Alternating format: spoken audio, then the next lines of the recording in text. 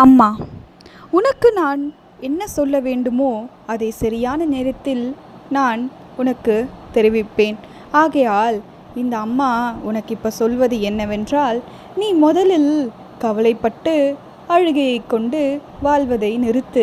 ஏனென்றால் அது உன்னை பலவீனப்படுத்தும். நீ பலமாக இருந்தால் மட்டுமே அனைவரும் உன்னை பார்ப்பார்கள்.